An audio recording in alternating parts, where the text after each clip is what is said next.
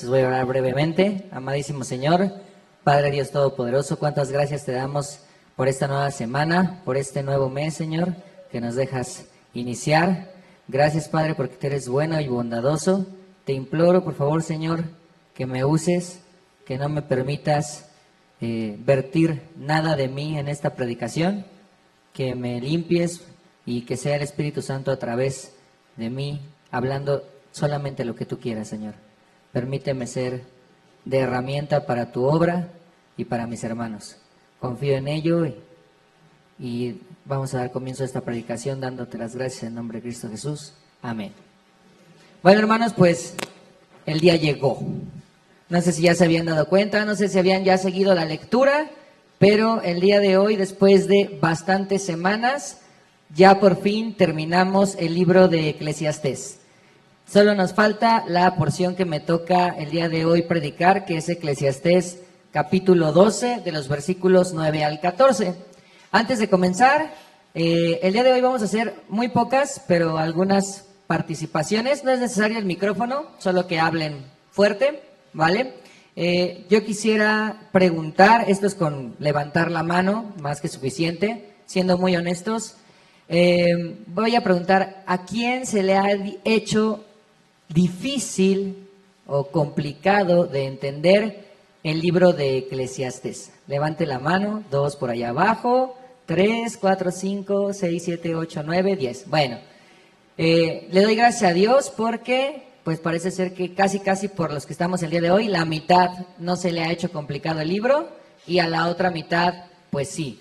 Efectivamente, yo les había comentado en una predicación pasada que a mí en lo particular Eclesiastés es un libro que me fue complicado de leer, me fue complicado de comprender muchas partes, pero gracias a Dios, pues para eso estamos aquí. Hemos tenido delante de nosotros a nuestros pastores y a algunos otros hermanos que con la ayuda del Señor han ido poco a poco desmenuzando este libro.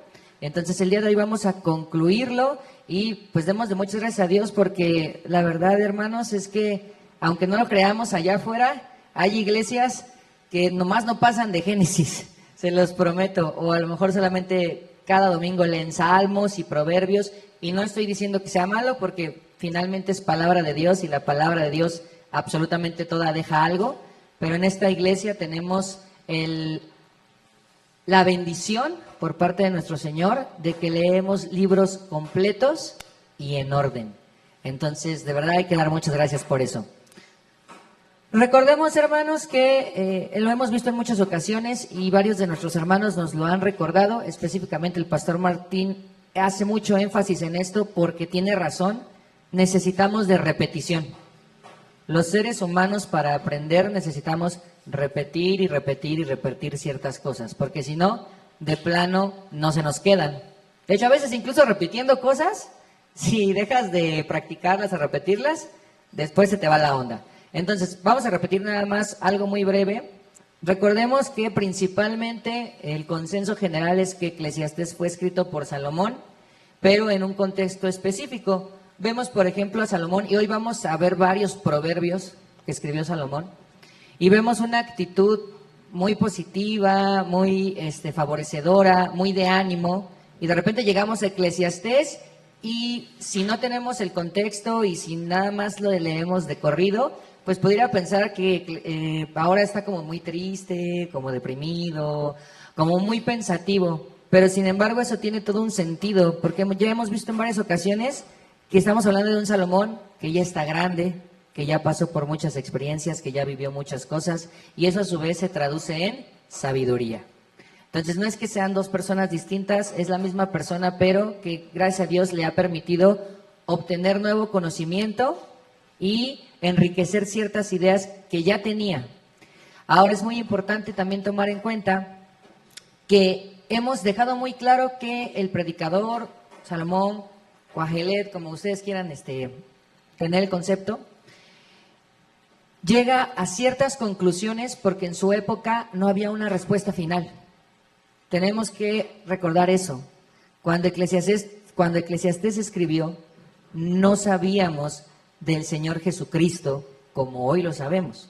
Entonces él no podía llegar a las mismas conclusiones que nosotros vamos a llegar el día de hoy, porque hoy llegamos a eso, a las conclusiones. De hecho, son muy poquitos versículos y se podría pensar que pues no se puede sacar prácticamente nada. Lo que me tocó exponer el día de hoy prácticamente es la despedida del libro, pero aún así tiene muchas cosas que nos pueden servir. Hasta el día de hoy hemos visto, no, estas no son todas las cosas que hemos visto, nada más agregué 2 más, pero vamos a decir rápido cosas que hemos visto para que ustedes recuerden. Hemos visto que no hay nada realmente nuevo en esta vida, todo ya está inventado. Aunque tú puedas escuchar nueva música, nuevas películas, salgan nuevos videojuegos, hablando de nuestro contexto ahorita, prácticamente siempre vas a encontrar que son parecidos a otros. Las películas se parecen a otras, las canciones se parecen a otras, no hay nada nuevo. La sabiduría humana es vana. O sea, toda la inteligencia, los diplomados, doctorados, etcétera, carreras que podamos llegar a tener, no es una sabiduría a la cual sea lo único y lo último que tendríamos que aspirar, que el placer no nos va a saciar, que no importa cuántas cosas que te gusten, hagas en la vida, de dinero, de pertenencias, de viajes, quienes están muy perdidos, que tú pudieras meter con todos los hombres, todas las mujeres que quisieras, eso no te va a llenar. Que el exceso de trabajo y la acumulación de bienes te acaba. ¿Por qué? Porque eso se va a quedar, en otro punto lo veíamos. Que hay que obedecer a nuestras autoridades. Nosotros como cristianos principalmente, pues a las autoridades de la iglesia, pero también a las autoridades que Dios ha puesto, las autoridades como nuestros jefes del trabajo, nuestros maestros en las escuelas, nuestro gobierno. Tenemos que obedecerlos. ¿Por qué? Por obediencia a Dios. Que todo tiene su tiempo, que el justo y el necio van a terminar igual, es decir, vamos a morir en algún momento, ¿no? Este cuerpo va a decaer, va a terminar, que lo que nosotros labramos en el punto anterior va a pasar a otras generaciones, ni siquiera muchas veces te lo vas a quedar tú o lo vas a disfrutar tú, que hay mucha injusticia terrenal, que sí, que en este mundo va a haber situaciones que no están padres, que no son correctas, que hay que acordarnos de Dios, ¿desde cuándo? Desde nuestra juventud, que no hay que esperar a que lleguemos a ser ancianos para ahora sí ya querer entablar una relación con Dios. Digo, gracias a Dios, aunque fuera el caso, pues mejor conocerlo de viejito que nunca haberlo conocido. Pero, pues si está en nuestras posibilidades y Dios nos deja, pues conocerlo desde más jóvenes. ¿Y qué pasa conforme avanza la edad? ¿Qué pasa? Lo que veíamos la semana pasada, llega a una edad que ya nos cuesta hacer ciertas cosas, no tenemos la misma capacidad para disfrutar lo que antes disfrutábamos. No sé si han dado cuenta, pero Eclesiastés es un libro increíblemente rico, porque aunque no puede describir todas y cada una de las situaciones de la vida, porque eso es inabarcable, de manera general, sí habla de muchas cosas, habla de muchísimas cosas y de muchísimas preguntas que, si somos honestos, probablemente nosotros nos hemos hecho. ¿Qué va a pasar con esto? Y mi trabajo, y mi salud, y cuando sea viejito. Y en la Biblia, en este libro, vemos muchísimas respuestas, vemos muchísima sabiduría. Vamos a pasar a los pasajes que nos corresponden del día de hoy. Eclesiastés 12, versículo 9 dice: además de ser sabio, el maestro impartió conocimientos a la gente, ponderó, investigó y ordenó muchísimos proverbios. Como les comentaba, a diferencia de, por ejemplo, con las cartas, que normalmente venían firmadas y no hay ninguna duda de quién las escribió, porque muchas veces decía como de Pablo, apóstol de Jesucristo. Pues ya le escribió Pablo, ahí lo está diciendo, ¿no? La única situación con Eclesiastés es que no viene así como tal, habla Salomón, hijo de David. Pero por ciertas características o por ciertas partes como esto, es que se suele relacionar y se suele decir que es Salomón. ¿Por qué? Porque hablan de un hombre sabio, de un maestro que tenía mucho conocimiento, más que muchos de su generación, más que muchos antes que él y seguramente después de él, y porque también se le adjudican ciertos textos, como los proverbios, ¿no? Entonces aquí están cerrando con las credenciales que ya durante todo el libro nos han dicho, nos las vuelven a repetir, que estamos ante un hombre sabio, ante un hombre que sabe enseñar, que tuvo mucho conocimiento y que él, con todo lo que vivió, trató de ordenar y de escribir además, ¿no?, su sabiduría. No sé si les ha pasado, pero a veces tienes muy buenas ideas, pero ¿qué pasa si no las anotas? se van, ¿no? Ah, qué buena idea, y no la notaste y ahí quedó. Una cosa que hacen las personas sabias, las personas que quieren ser ordenadas, es escribir. Escribir sus ideas, escribir sus pensamientos, porque eso también ayuda a ordenarlos. Entonces, eso es algo que hacía el sabio de Eclesiastés. Vamos a ver cómo vuelve a hacer algo que hizo durante todo el libro: ensalzar lo que es la sabiduría y ciertas características. Dice, procuró también hallar las palabras más adecuadas y escribirlas con honradez y veracidad. Es decir, no solamente era adquirir conocimiento por adquirirlo, poner las cosas por ponerlas, era buscar la manera correcta para poder transmitir ese conocimiento. A veces cuando estamos aquí de este lado, cuando nos toca predicar, y lo digo por mí, creemos que los que están del otro lado tienen el mismo conocimiento que nosotros. Y nosotros tenemos que tener cuidado con eso, porque a veces hablamos y decimos ciertas cosas que más que ayudar confunden. Y yo tengo que seguir teniendo cuidado con eso. ¿Por qué? Porque hay ciertas palabras, ciertas frases, ciertas ideas que a lo mejor yo las entiendo, pero no necesariamente todos los demás las van a entender. Entonces esto es parte de hallar también las palabras adecuadas. Porque ¿de qué sirve transmitir una idea si cuando termino les podría preguntar, ¿y qué entendieron, hermanos? Y eso, ¿no? Cri, cri, el grillo, el silencio. Lo importante es que podamos entender lo que nos están explicando. Y además con ciertas actitudes. Él lo hizo con honradez y veracidad. Tampoco es hacerse el sabio.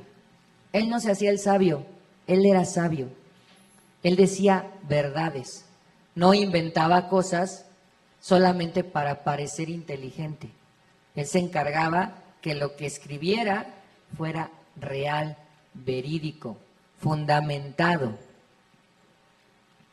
Vemos también que dice, las palabras de los sabios son como aguijones, como clavos bien puestos son sus colecciones de dichos, dados por un solo pastor.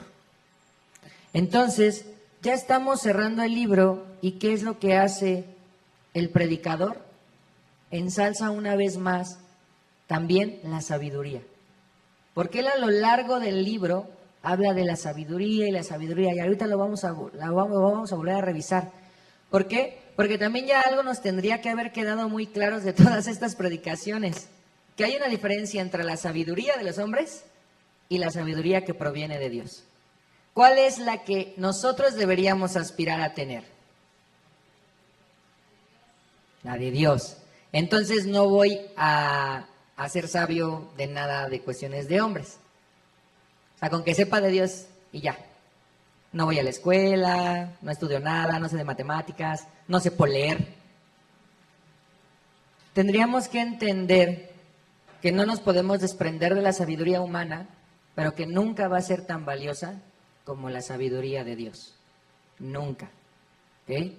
Porque tampoco, para poder, por ejemplo, entender la palabra de Dios, primero necesitamos, por ejemplo, leer. ¿Qué pasa con una persona que no sabe leer? Ahorita, ya gracias a Dios, tenemos aplicaciones y a lo mejor escucha la palabra con audios, pero ¿y antes?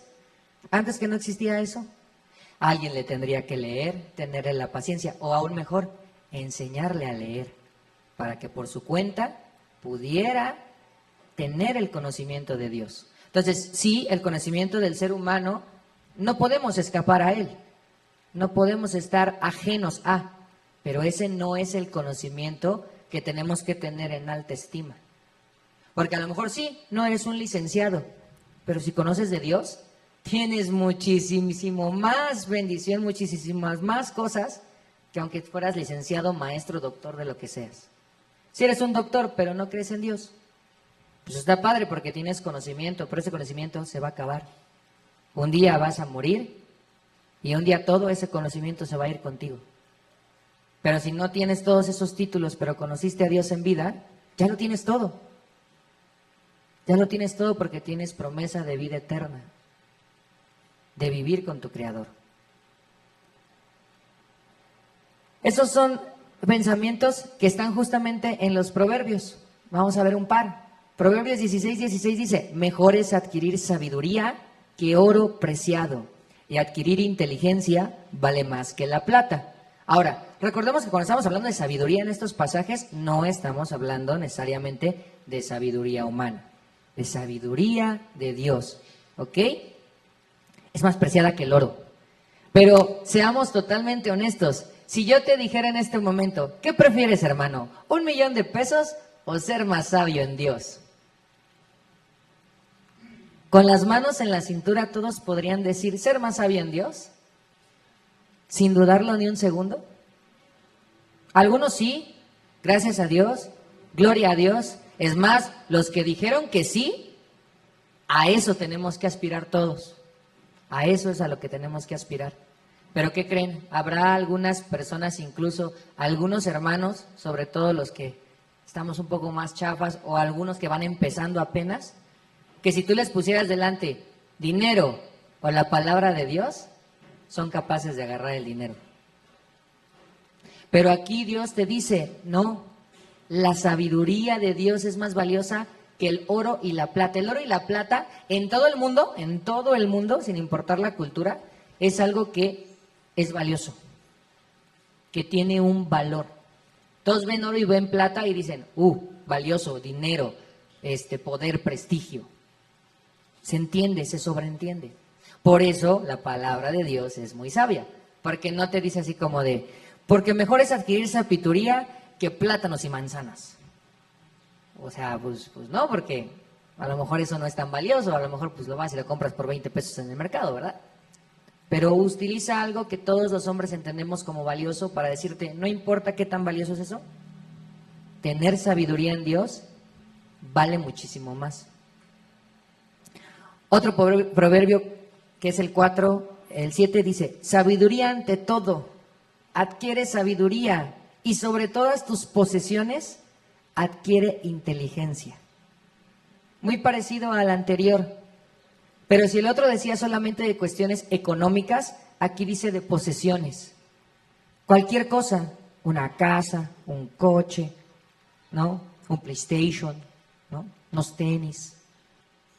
No es que eso sea malo, pero por sobre cualquier cosa que pudieras adquirir, primero adquiere sabiduría. Y dices, bueno, pero ¿cómo le voy a hacer, no? O sea, ¿qué tengo que hacer para poder tener sabiduría? ¿Qué podemos hacer, no? Pues fácil, recordar de quién viene la sabiduría. Proverbios 2:6 dice, porque Jehová da la sabiduría y de su boca viene el conocimiento y la inteligencia. Tienes que recordar, y tengo que recordarme eso, hermanos, que de Dios es donde viene la verdadera sabiduría y de su boca. ¿Qué sale de nuestras bocas? Palabras, palabra. ¿De dónde vas a obtener sabiduría? De la boca de Dios, de las palabras de Dios, de la Biblia. ¿Quieres ser un hombre, una mujer sabia? Lee tu Biblia. Lee la Biblia. No digo que esté mal escucharla, a veces algunos es lo que podemos hacer por los tiempos, pero de verdad tenemos, y digo tenemos porque lo digo por mí, tenemos que buscar un tiempo para leerla, no solamente para escucharla. No saben la gran diferencia, y para los que lo han hecho, yo creo que lo pueden sentir. ¿A poco no se siente diferente cuando solamente la escuchas que cuando la estás leyendo tú? Si hay una diferencia, o sea, sí se siente la diferencia, hay mucha diferencia en leerla tú, ya sea en tu mente o en voz alta aún mejor, hay gran diferencia. Tenemos que buscar el tiempo para leer la palabra, porque de ahí viene el conocimiento y la inteligencia. Y estamos hablando de Dios, pero Dios es tan maravilloso que siempre nos ha dado ejemplos que muchas veces son muy fáciles de trasladar incluso a lo terrenal. ¿Cómo aprendes algo? Pues investigando, ¿no? De cualquier cosa. ¿Quieres saber algo de matemáticas? Agarras un libro de matemáticas. ¿Quieres saber algo de una historia? Agarras el libro. ¿Quieres conocer la historia de una novela? Agarras la novela y la lees. Tienes que hacer algo. Así por homeostasis no pasan las cosas, o sea, nomás porque, ay, quiero ser sabio, seré sabio. Eso no pasa. Hay que poner en acción, hay que hacer cosas para adquirir ese conocimiento. Pero también es muy importante. Santiago 1:5 dice, y si alguno de vosotros tiene falta de sabiduría, pídala a Dios, el cual da a todos abundantemente y sin reproche, y le será dada. Son versículos muy importantes y muy potentes. ¿Por qué? Porque dices, es que yo no soy sabio, yo no soy como el hermano tal, yo no soy como el pastor tal. ¿Sabes cuál es la única diferencia entre el pastor tal y el hermano tal y el videoblogger cristiano que ves en la semana en YouTube? Que ellos han pedido sabiduría a Dios, que se han encargado de hacer esto, pedir y hacer, pedir y hacer. Dios, no soy sabio, quiero ser sabio, dame sabiduría. ¿Qué? Voy a también a leer mi Biblia. Porque si quiero ser sabio, pero sigo sin abrir la Biblia, pues así no funciona. Dice otra palabra, otra parte de la escritura que no puse, pero me estoy acordando en este momento. O sea, no es solo la fe o las obras, son las dos. Son las dos. Si tú tienes fe, va a haber obras y tus obras evidencian tu fe. Es lo mismo, quieres ser sabio, pide sabiduría, pero busca la sabiduría, como dicen los proverbios. Adquiere sabiduría. Entonces, ¿por qué? Porque como proviene de Dios, ¿tú crees que Dios no quiere que sus hijos sean sabios? Es pregunta. Claro que sí. O sea, tú como papá terrenal, ¿tú no quieres que tus hijos sean inteligentes?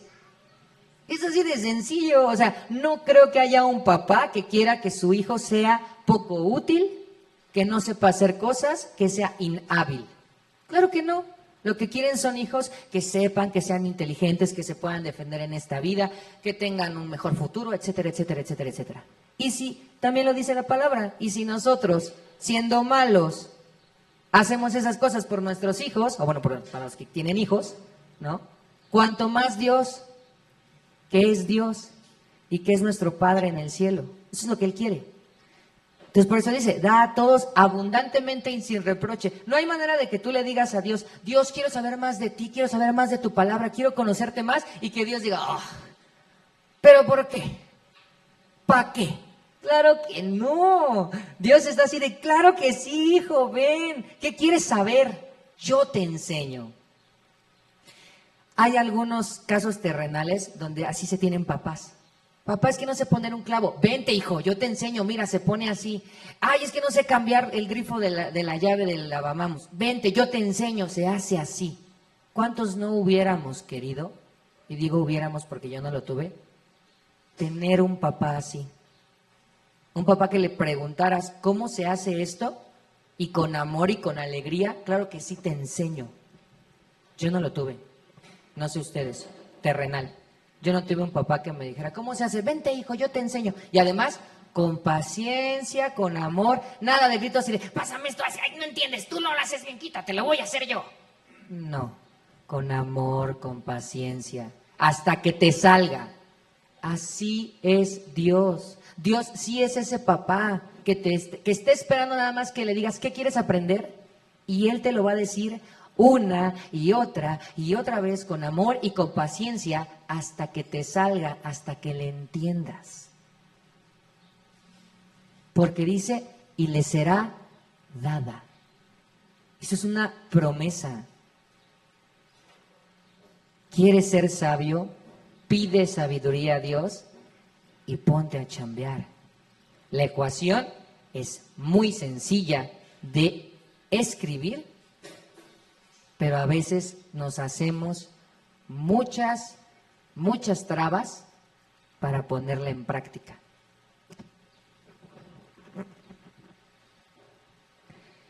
Hay un contraste. Justo después de esto viene un contraste. ¿Por qué? Vamos a leer el siguiente versículo a ver si me entienden por qué hay un contraste. Dice, además de ellas, hijo mío, ten presente que el hacer muchos libros es algo interminable y que el mucho leer causa fatiga. En la versión de La Reina Valera 1960 dice: ahora, hijo mío, a más de esto, sea amonestado. No hay fin de hacer muchos libros y el mucho estudio es fatiga de la carne. No sé si entiendan como el contraste. O sea, venimos de decir que la sabiduría es buena y que busques la sabiduría y que el sabio enseña, y de repente llegas aquí, y esto pasa mucho en el libro de Eclesiastés. Vienes de una idea y de repente pareciera que la siguiente idea como que contradice o está diciendo ya otra cosa totalmente diferente a lo que venías viendo. Que aquí es como de, no, pues es que si lees mucho, eso fatiga la carne, y aunque escribas muchos libros, pues eso como que pues es vanidad. Es como de, o sea, ¿cómo? O sí soy sabio o no soy sabio, o sí leo o no leo, o escribo o no escribo. Pero porque es el contraste. Aquí ya no es sabiduría de Dios, aquí ya es sabiduría humana. Esto es un poquito complicado de entender, pero espero ser claro. ¿Cuántos años aproximadamente, porque pues eso solo lo sabe Dios, pero aproximadamente vive una persona? ¿Cuántos? 80, por ahí. ¿Cuánto? ¿85? 75, 90, ya se fueron por allá. Ok, ya están como Cepillín. 80, 90, 100.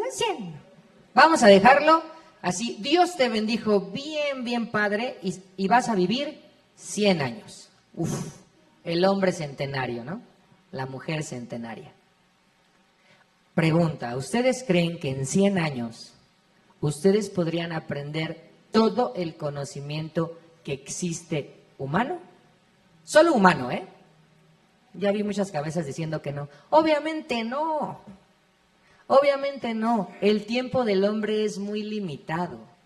Y aunque podamos pensar que 50, 70, 70, 80, 90, 100 años, es más, vamos a duplicarlo, que pudiésemos vivir hasta 200 años como en la antigüedad,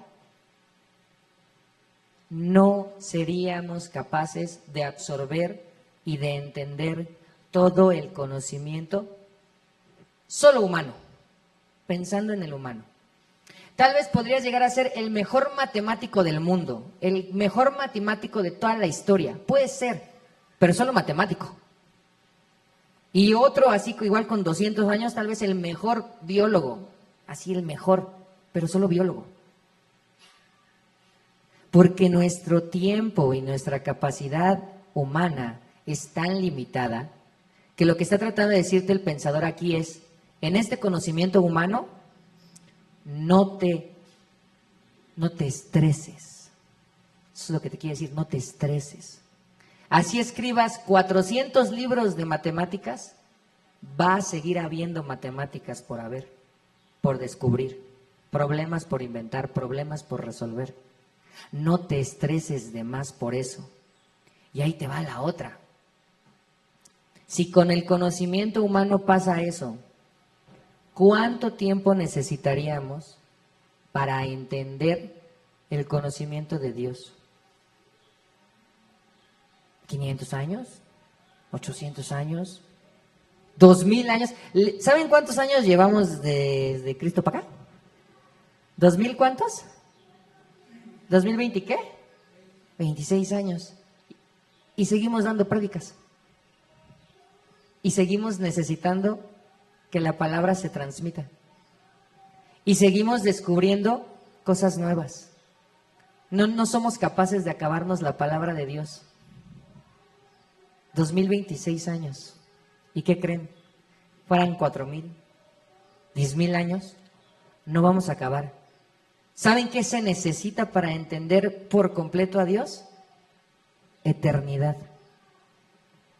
Un tiempo eterno, infinito. ¿Y qué creen? Lo vamos a tener. Va a llegar un momento en que vamos a poder tener esas respuestas del conocimiento de Dios. Y lo más padre es que, lo más probable es que sea Él mismo el que nos explique todas esas cosas. Eso debe ser maravilloso, debe ser una idea gigante. Pero hoy por hoy, en tu humanidad, en esta vida terrenal, Lo único que el sabio te quiere decir, está bien. ¿Quieres aprender conocimiento? No es malo. No es pecado querer saber cosas. No es pecado tener una carrera, una maestría, un doctorado. Eso no es pecado. Solamente que no te claves en eso. Porque si cualquier cosa te está alejando del conocimiento de Dios, pues si tienes 80 años, por decir algo, ¿sabes en qué mejor los gastas?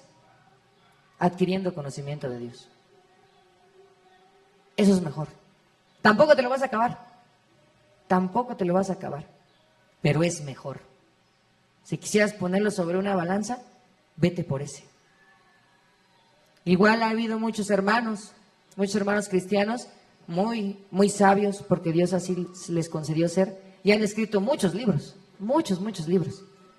Y son buenos, ayudan, nos edifican, es positivo. Pero aún así, todos sus libros no pueden contener la inmensidad de lo que es Dios. Dice, 1 Corintios 3:18 al 21, la primera parte del versículo, que nadie se engañe. Si alguno de ustedes se cree sabio según las normas de esta época, hágase ignorante, para así llegar a ser sabio. Porque a los ojos de Dios, la sabiduría de este mundo es locura. Como está escrito, Él atrapa a los sabios en su propia astucia.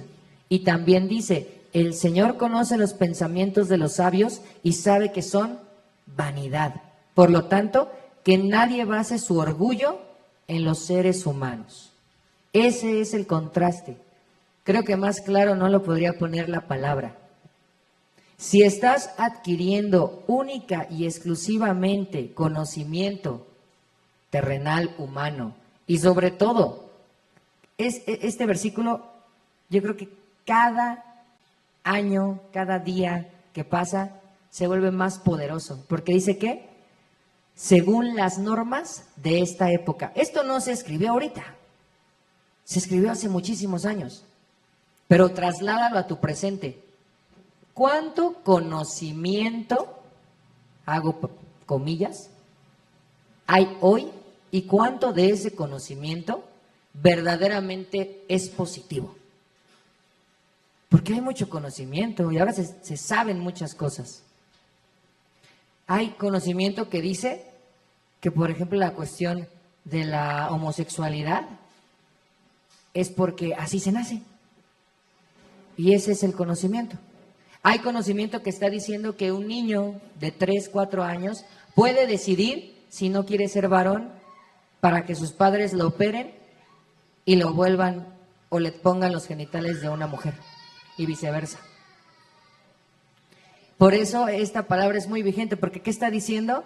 Que ese tipo de conocimiento a Dios, Dios lo sabe, es locura. Es una locura. Hay conocimiento que es una locura, que es tontería. Que es más, solo estarías perdiendo tu tiempo si estás adquiriendo ese tipo de conocimiento. Por eso les digo que aunque parezca que no, y aunque sean ya los versículos finales, la palabra de Dios es tan rica que le puedes rascar y rascar y sacar y sacar y sacar y sacar. Vienen dos citas que ahorita vamos a ver, pero él lo entiende. Él entiende que los sabios terrenales, los hombres que se creen muy sabios, mucho de su conocimiento es vano. Es vano. No sirve, no edifica, no le va a llevar a algo eterno. Y por eso te anima a que nadie base su orgullo en los seres humanos. Hay personas en este mundo que están súper orgullosas de lo inteligentes que son, porque saben muchas cosas y son soberbios a más no poder. Pero no crean que eso no le pasa a los cristianos. También hay algunos hermanos, habemos algunos hermanos que sabemos un poquito más que otros y ya nos sentimos Pablo reencarnado. Y no debe ser así. Debemos seguir siendo humildes y debemos seguir adquiriendo la buena sabiduría, la sabiduría de Dios. ¿Para qué? ¿Para sentirnos mucho? ¿Para saber que yo sé mucho? No, para compartirlo, para llevarlo a quien todavía no lo sabe, para explicarle a quien tiene dudas. Esa es la verdadera sabiduría, la verdadera comunicación y transmisión del conocimiento. Las citas que vienen ahí, una está en Job 5:13, dice: Él atrapa a los sabios en su propia astucia y desbarata los planes de los malvados. No importa cuán sabia e inteligente se sienta esta gente terrenal, Dios los tiene en sus manos. Dios ya los tiene en sus manos. Y algún día van a estar delante de Él y todo el conocimiento que adquirieron les va a valer de nada, no de poco, de nada, porque tienen un destino sellado. Podrán haber sido el hombre más inteligente del mundo terrenalmente, pero sin Dios en su vida, eso no vale nada. Y Él desbaratará todos y cada uno de los planes de la gente malvada. La otra cita que venía en el versículo está en Salmos 94:11, dice: el Señor conoce los pensamientos humanos y sabe que son vanidad. Y esa es la realidad. No hay un pensamiento humano y terrenal que salga de nadie que no sea vano. Porque ¿en qué piensa Luis cuando no está pensando en cosas de Dios? Pues en puras tarugadas. Porque de verdad, o sea, estoy pensando en, al rato me voy a tomar una coca ya que termine la predicación. Es una tarugada.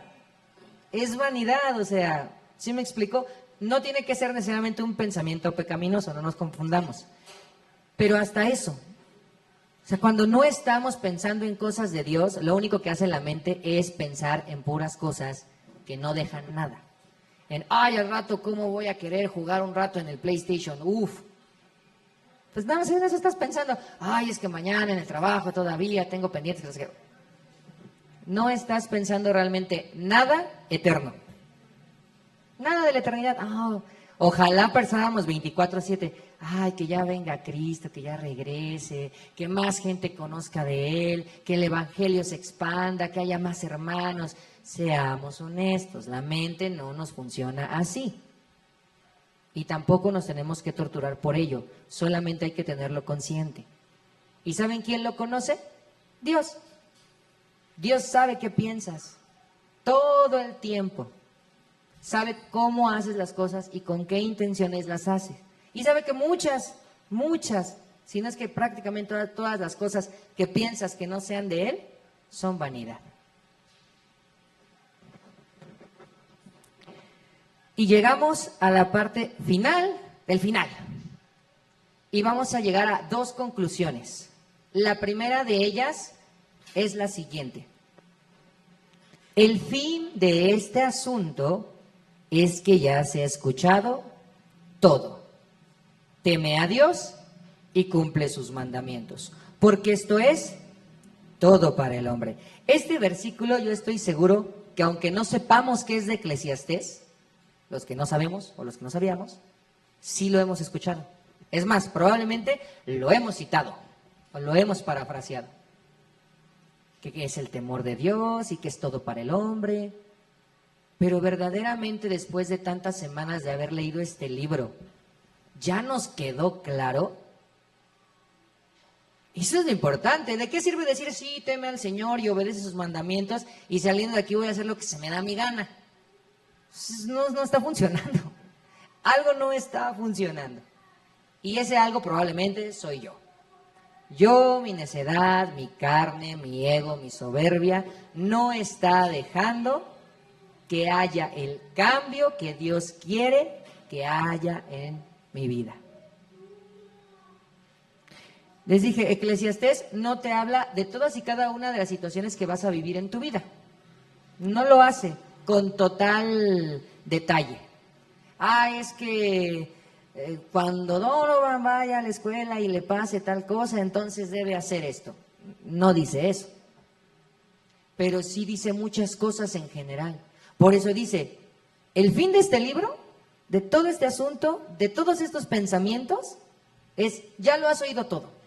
Ya oíste de placeres, de dinero, de sabiduría, de vejez. O sea, ya te di así como que el decálogo, así, la lista completa de muchas cosas de la vida. ¿Y sabes cuál es la respuesta final? ¿Cuál es la conclusión? ¿Cuál es el sentido de todo? Temer a Dios y cumplir sus mandamientos. Punto. Así de sencillo de decir, ahora vamos a hacerlo. Esa es la cuestión. Ahora hacerlo. Decían hace rato el pastor y también cantábamos en la alabanza, solamente temed a Jehová. Y efectivamente, a veces, hermanos, le tenemos miedo, creo que a todo, menos a Dios. Nos da miedo todo, menos lo que le tendríamos que tener miedo. Le tememos más, como decían, a perder un trabajo, a un familiar, a nuestros hijos, a nuestras esposas, al pastor de la iglesia. Pero a Dios se puede quedar sentado esperando a ver cuándo le tengo temor. Y eso no está bien. Porque Él es el único al que le debería de tener temor. Y por ese temor reverencial, la consecuencia es lo que dice la segunda parte. Como le temes a Dios, cumples lo que Él te pide. Es una secuencia de eventos lógicos. Porque temes, obedeces. Porque temes, cumples. Y no es un miedo, porque recordemos eso, no es un miedo terrenal de, ay, como le tengo miedo a Dios y para que no me haga nada y no me castigue y ay, porque Él es muy malo. No, es un temor reverencial de amor, porque tú sabes quién es Dios y sabes cuánto te ama, pero también sabes lo poderoso que es, lo temible que puede llegar a ser. Y esas cosas no son separables. Dios es tan amoroso como justo. Dios es tan bondadoso como también castigador, porque Él necesita castigar el mal. No puede separar esas dos cosas. Y tú tampoco puedes separarlas. Lo amas y le obedeces por amor, pero también le temes y le obedeces por temor. Ambas cosas pueden convivir sin que se contradigan. Segunda de Corintios 7:1 dice, como tenemos estas promesas, queridos hermanos, purifiquémonos de todo lo que contamina el cuerpo y el espíritu, para completar en el temor de Dios la obra de nuestra santificación. ¿Cuál es la diferencia entre el predicador y nosotros? Ay, gracias, ya alguien lo dijo. Que nosotros tenemos a Cristo. Nosotros sí tenemos la respuesta completa. No es que Él no tuviera la respuesta correcta, porque el que dijo, teme a Dios y obedécele, ¿eso está incorrecto? No, eso es súper correcto. Eso siempre ha sido correcto. Pero nosotros tenemos la respuesta correcta y completa. Dios se encarnó, se hizo hombre, se hizo siervo, se humilló, murió por mis pecados, murió por tus pecados. Y dejó todavía más promesas de las que ya había dejado.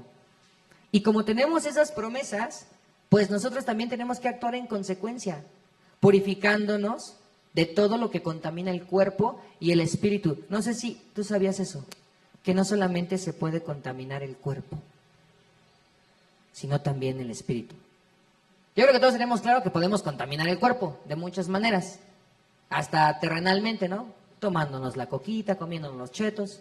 Estamos contaminando el cuerpo porque eso realmente no le hace bien a tu sistema. Pero también podemos contaminar el espíritu. Y eso es bien delicado. Porque como cristianos, el Espíritu Santo vive en nosotros. Qué pena y qué vergüenza estar ensuciando, ¿no?, el espacio que debe ocupar el Espíritu Santo. Un lugar que debería ser bonito, limpio, santo y acogedor. Ahí de repente con suciedad que queremos esconder en el tapete, pero que realmente sigue ahí. Hay que tener cuidado de eso, porque hay que completar en el temor de Dios la obra de nuestra santificación. Algunos seguimos en obra negra, ¿no? Algunos ya medio tenemos varillas, otros ya les pusieron los castillos, otros ya son así todo bonito, ya nada más les faltan los remaches de las puertas. Cada cristiano es una obra en proceso y es una obra que Dios está trabajando y que va a completar. Pero en el ínter lo que nos queda es hacer las cosas con amor, pero también con temor. No se nos debe olvidar esa parte. Proverbios 3, 7, 8 dice: no seas sabio en tu propia opinión, más bien teme al Señor y huye del mal. Esto infundirá salud a tu cuerpo y fortalecerá tus huesos. Esto es algo que de manera muy personal a mí me pega. En muchas ocasiones, incluso recientemente, solo he tomado en cuenta mi propia opinión. Y eso no es bueno ni es correcto. Porque en muchas ocasiones viene desde los que estamos casados, tu esposa, pero también luego vienen hermanos que te aman mucho en Cristo, y a veces vienen hasta tus autoridades, los pastores, los líderes, y te dicen algo porque están viendo que puedes hacer algo mejor, o porque están viendo que estás haciendo realmente algo que está mal. Pero tú, o yo en este caso, creyéndonos muy sabios, solo tomamos en cuenta nuestra propia opinión. Y eso en muchas ocasiones trae consecuencias. Perfectos no somos. Y porque estemos parados los domingos aquí, no nos hace mejores que ustedes, hermanos, que están escuchando el mensaje. Nunca jamás pongan los ojos en la persona que está delante de ustedes. Siempre pongan los ojos en Cristo, porque Él es el único que no les va a fallar. Yo no solamente les puedo, les aviso, algún día, lamentablemente, les voy a fallar. Les he fallado a algunos. Y les pido una disculpa. Aquí delante de todos, pública. Si te he lastimado, si te he fallado, a quien seas, perdóname. Yo sé que lo que me has dicho es porque me amas, porque te preocupa mi bienestar. Pero no soy perfecto. Estoy en ello porque Dios me va a perfeccionar. Gracias por tu amor, hermano, hermana, que te has acercado a mí y que te has preocupado por mí. Y perdóname porque en mi necedad y soberbia no he hecho lo que debo. Voy a cambiar. Dios me va a cambiar. Más que eso, más que unas lágrimas de crocodrilo, hay que hacer lo que dice este pasaje: temer al Señor y huir del mal. Esto, ¿qué creen? Yo no sabía esto, este versículo de verdad me pegó mucho porque dice: esto infundirá salud a tu cuerpo y fortalecerá tus huesos. Yo soy una persona, hermanos, que gracias a Dios cada vez se enferma menos. Yo siempre fui muy enfermizo. Gracias a Dios cada vez me enfermo menos. Pero reflexionaba en que tal vez, no estoy diciendo que sea así porque yo no soy Dios para saberlo, pero tal vez por no hacer las cosas bien, a veces hasta me he enfermado. A veces no me he podido recuperar. A veces mis dolencias han sido más que la fuerza que debería tener en Dios y en su Espíritu. Y esto es increíblemente maravilloso. Hay hermanos que yo creo que están 10 veces peor de salud que yo, pero ¿qué creen? Dios les da una actitud de amor y de servicio, que pareciera que no están enfermos, aunque sí lo están.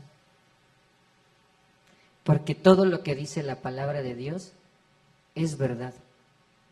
Cada palabra.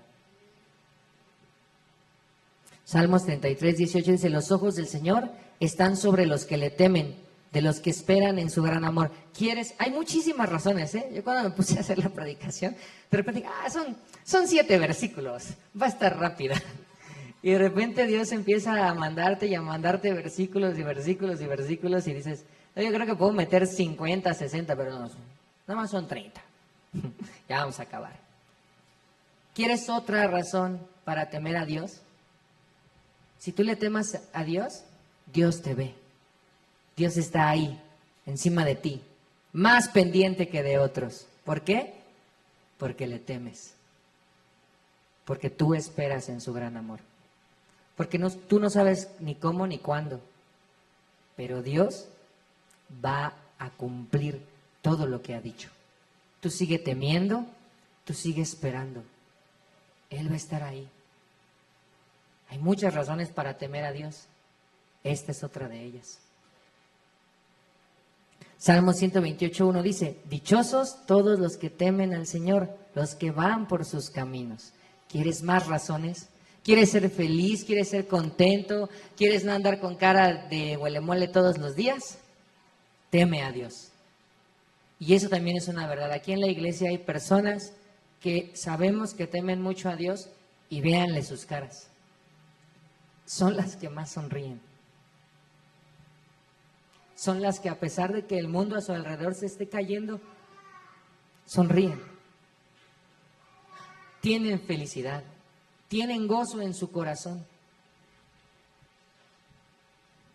Eso es una realidad. ¿Por qué?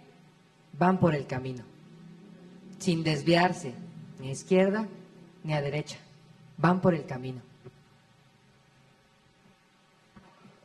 Proverbios 1:7 dice, el temor del Señor es el principio del conocimiento. Los necios desprecian la sabiduría y la disciplina. Esto es muy similar a como termina Eclesiastés. Muy similar porque dice que el temor del Señor es el principio del conocimiento. Pero ¿qué pasa? Que habemos algunos necios. Y digo habemos. Y muchas veces despreciamos la sabiduría de Dios. Y todavía más, la disciplina. Yo me he cansado de decir aquí arriba y no me voy a cansar, aunque incluso me llegue y me vuelva a tocar, porque seguramente en algún momento me va a volver a tocar, que me tengan que disciplinar, que eso es necesario. No nos enojemos cuando nos llaman la atención o incluso cuando nos ponen una amonestación o de plano nos ponen en disciplina. A veces nos lo tomamos sumamente personal. Es que porque si yo sí sirvo, si yo sí predico, si yo. Yo no importa. Luis no importa. Da lo mismo quien esté aquí enfrente. Lo importante es la palabra de Dios. Y si no la estoy dando bien, o si no estoy siendo bien espiritualmente, no tendría por qué estar aquí adelante. ¿Sabes qué? Ve, tómate un tiempo, agarra la onda, alíñate y ya regresarás. Y eso es para lo que sirve la disciplina. Cuando te ponen en disciplina, dependiendo de cómo tú te comportes, es donde se ve el crecimiento. Si te ponen en disciplina y te enojas, y dejas de venir, y dejas de leer, y te dejas de reunir, y dejas, pues entonces no está funcionando. Pero si aún en disciplina le echas ganas, es más, tal vez hasta le echas más ganas que cuando no estabas en disciplina, pues está funcionando. No hay que ser necios. Es muy fácil ser necio. Y llegamos a la última conclusión, a la conclusión número 2. ¿Cuál es esa conclusión? Así como está establecido que los seres humanos mueran una sola vez y después venga el juicio, creo que se me voló el versículo, o lo puse mal, espérenme tantito. Sí, se me voló el versículo. Chispas. Les voy a leer el último versículo de Eclesiastés. Se me voló. Para que entiendan la idea. Dice,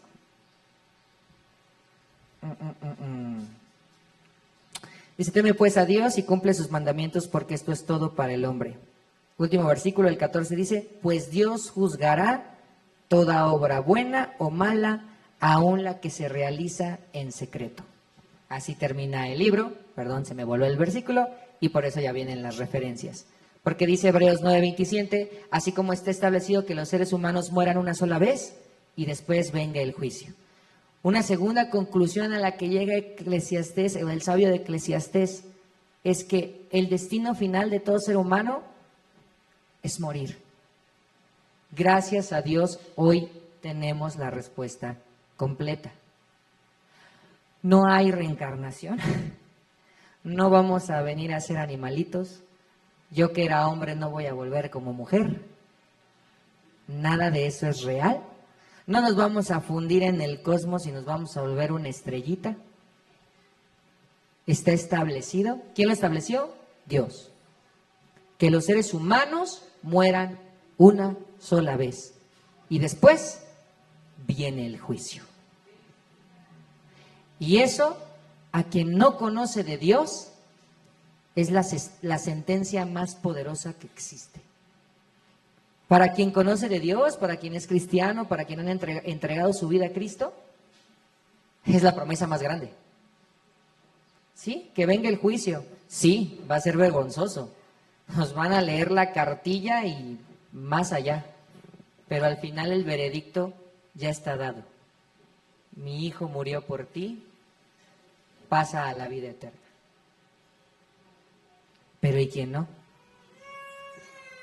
Todavía a día de hoy estoy seguro que tienes familiares, amigos, conocidos, vecinos, etcétera, que no saben de Dios.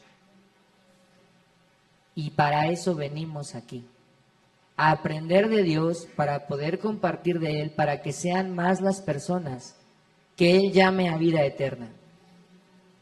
Tú y yo nada más somos un simple desarmador, una herramienta que Dios utiliza como Él mejor le conviene para sus propósitos. Pero no nos podemos quedar en la caja de herramientas. Tenemos que salir y tratar de darle a esos tornillos. Y a lo mejor tú no vas a ser el que lo desatornille, porque a lo mejor ese es de cruz y tú eres uno plano. Pero bueno, pues le intentas hasta que se barre, ¿no es cierto? Le intentas y cuando ves que no, pues bueno, ya mínimo le intentaste. Llegará uno de cruz que el Señor utilice para zafarlo. Y hay unos bien exóticos, unos sí van a necesitar que sea uno de estrella y así de puntito. Pero Dios usará a todo aquel que tenga en su corazón esa disposición para compartir de su palabra. Proverbios 21:2 dice, a cada uno le parece correcto su camino, pero el Señor juzga los corazones. Por eso mucha gente vive en tinieblas. Y es más, por eso a veces muchos cristianos, como les decía, somos chafas y tardamos mucho en crecer y en entender y agarrar la onda. ¿Por qué? Porque a todos, todo lo que pensamos, todo lo que decimos, nos parece la mejor idea del mundo. O sea, yo no creo que haya alguien que diga, voy a hacer esto, qué mala idea. No, es como, esta es una gran idea, lo voy a hacer así. Entonces, está bien, pero el Señor juzga los corazones. El que sí sabe si es una buena o es una mala idea, es Dios. Es el único que sí sabe que si tu idea es buena o es mala, o te va a traer algo positivo o te va a traer algo negativo. Solo Dios es el que sabe, porque Él juzga los corazones. Salmo 139 del 7 al 12, no lo vamos a leer, hermanos, así tómenle fotito, apúntenlo, léanlo de tarea, pero el resumen es, o esta porción es la de, no importa dónde vayas, Dios está ahí. No importa dónde te quieras esconder, Dios está ahí. No importa si tú crees que nadie se dio cuenta de lo que hiciste, Dios se dio cuenta. Dios sabe qué hiciste, cuándo lo hiciste, cómo lo hiciste, con quién lo hiciste, con qué intenciones lo hiciste. No podemos engañar a Dios. Puedes engañar a los demás, es más, hasta a ti mismo, pero a quien no puedes engañar es a Dios. Ahí, eso lo leen de tarea. Ya, vamos a avanzar para terminar. Dice Apocalipsis 20:15, y el que no se halló inscrito en el libro de la vida fue lanzado al lago de fuego. ¿Por qué? Porque esta no es una señal roja, o sea, es una señal estroboscópica, ¿se dice? Esas de... ¿Cuántas personas te gustaría, de las que son importantes para ti, que se vayan al infierno? ¿Cuántas? ¿2? ¿3? ¿5? ¿10? ¿Una? Yo creo que nadie queremos que las personas que nos importan se vayan al infierno. ¿Pero qué crees? Que Dios va más allá. Dios no quiere que nadie se vaya al infierno. Aún las personas que no son de tu agrado, Dios no quiere que se vayan al infierno. Hace no mucho tuve la oportunidad de ver un video donde hacían una llamada por teléfono y la persona de la llamada estaba tratando de extorsionar a quien tomó la llamada. Y lo que hizo la persona que tomó la llamada fue empezar a compartirle el evangelio. ¿Tú te pondrías a evangelizar a un extorsionador? ¿A alguien que te quiere hacer daño? ¿A alguien que está procurando tu mal? ¿Tú te pondrías a evangelizarlo? Que te diga, sé dónde está tu casa y si no haces esto, te va a pasar a ti y a tu familia. ¿Tú te pondrías a platicar con esa persona y tendrías el valor de decirle, yo quiero que tú te vayas al cielo? Muchos de nosotros no lo haríamos. Algunos por miedo y otros por desconocimiento, porque a lo mejor ni siquiera sabes cómo compartir el evangelio. A estas alturas del partido y después de tantos años en la iglesia, a lo mejor ni siquiera sabes o sabemos cómo compartir el evangelio. Pero no es tarde. Para eso estamos aquí, para aprender, para poderlo hacer. Porque la respuesta es, ¿lo harías? La respuesta es, deberías. Deberías. Al peor de los hombres y mujeres que tú consideras, a esa, deberías compartirle el evangelio. Porque ¿sabes quién es el peor hombre y mujer de toda la historia? Este hombre. Si eres dama, si eres señorita, tú. Tú no te mereces ir al cielo. Yo no me merezco ir al cielo. Y alguien que seguramente en algún momento nos vio igual o peor de malos, nos compartió de Dios en amor. Y fue Dios mismo, porque volvemos a lo de la herramienta. Fue Dios a través de esa persona. Deberíamos. Hay demasiado terreno por recorrer. Hay demasiado camino por explorar. Pero no estamos solos. Tenemos a Dios por delante, a nuestra iglesia, a nuestros hermanos, a nuestros pastores, a nuestros líderes. No estamos solos, hermanos. Romanos 6:23, porque la paga del pecado es muerte, mientras que el regalo de Dios es vida eterna en Cristo Jesús, nuestro Señor. Esa es la respuesta definitiva que estoy seguro que al sabio de Eclesiastés le hubiera gustado conocer así con estas palabras. Él llegó a una conclusión buena. Teme a Dios y obedécele. Eso es grande, es poderoso. Pero esta conclusión yo creo que le hubiera ahorrado muchos dolores de cabeza. ¿Por qué? Porque el regalo de Dios es vida eterna. ¿En quién? En Cristo Jesús, nuestro Señor. Es un regalo. ¿Qué crees? A ti ya te lo dieron. No seamos gachos, hay que darlo también. Nada nos cuesta, absolutamente nada nos cuesta. ¿A ti ya te lo dieron? Haz de cuenta que se multiplica. Cada que te dan el regalo de la vida eterna, haz de cuenta que te lo dan con una cajita al lado igual, para que tú te quedes uno y entregues otro.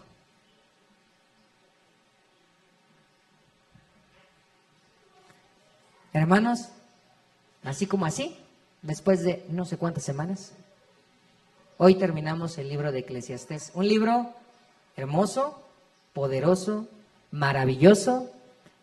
Está cortito, hermanos. Yo creo que de aquí al siguiente domingo, si queremos, lo podríamos leer completo otra vez. Yo les animo, me animo. Yo voy a hacerme ese propósito de esta semana leer de corrido Eclesiastés, ya que ya lo terminamos, ¿no? Y estoy seguro que si lo volvemos a hacer, vamos a entender más cosas, podemos tener más preguntas, las podemos anotar, nos podemos acercar a quien sabe un poquito más que nosotros, porque ese es el objetivo, no estancarnos y seguir adelante.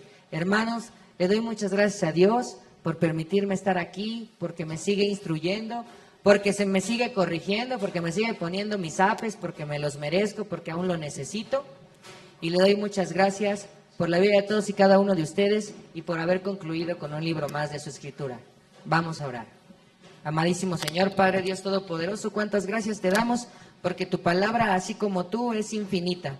Porque aunque en esta vida no podamos llegar a comprender el completo de lo que tú eres, sí nos dejas entender muchas cosas.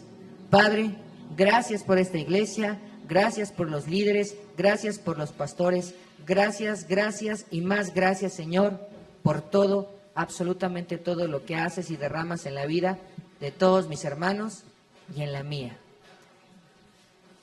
Gracias por haber mandado a Jesús a morir en esa cruz. Te bendecimos. Amén.